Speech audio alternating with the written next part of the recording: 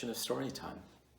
My name is Alex, and today we're going to be reading Roger the Jolly Pirate, written and illustrated by Brett Helquist and published by Harper Trophy. Before anyone had heard of Blackbeard, Long John Silver, or Calico Jack, there was a pirate named Roger.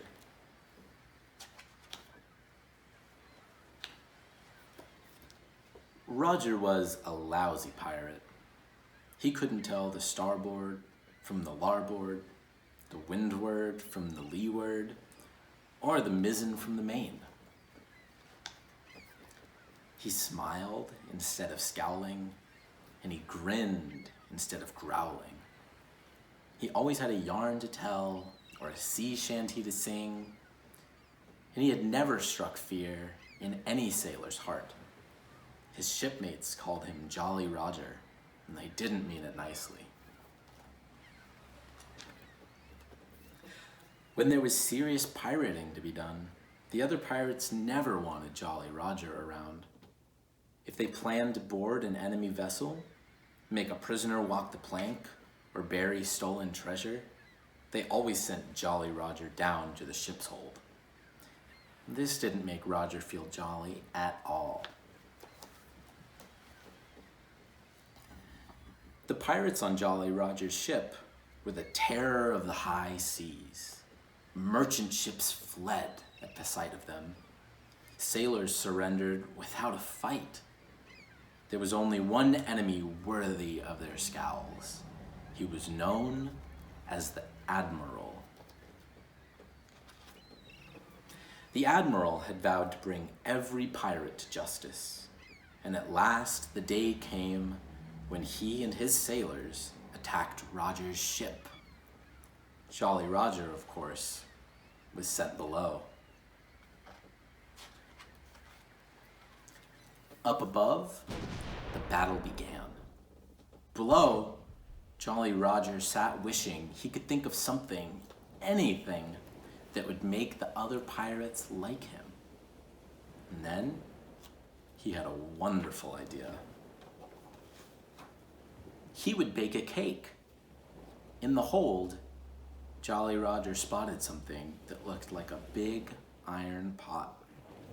He happily dumped everything he could find into the pot and gave it a good stir.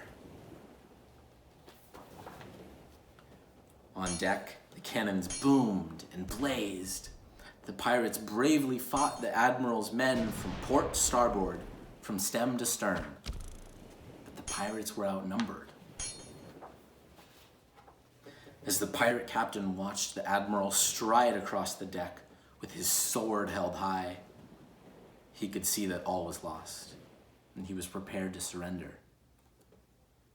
In the dim light of the hold, Jolly Roger found a wick attached to the pot that he had chosen, struck a match, and set back to wait for his cake to bake.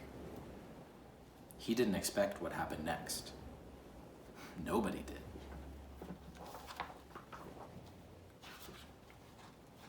Boom!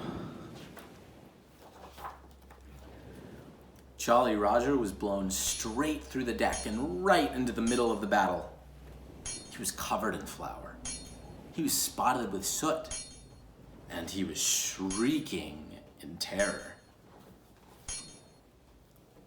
The Admiral's men had never seen anything like it. "A ghost!" yelped one. No! "A skeleton!" screamed another. The Admiral himself gave the order, "Abandon ship!" Jolly Roger was sorry about his cake. He tried to explain, but no one would listen. They were too busy cheering.